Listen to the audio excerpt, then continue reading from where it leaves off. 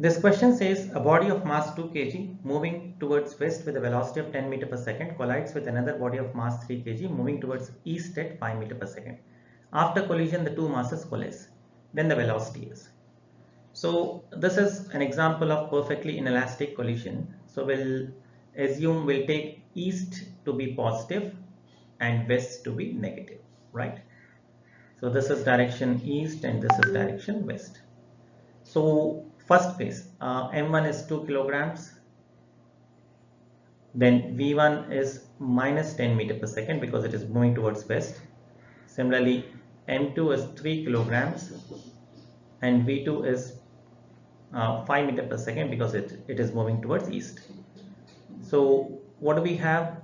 m1 v1 plus m2 v2 should be equal to m1 plus m2 because they combine after collision. V is the combined velocity.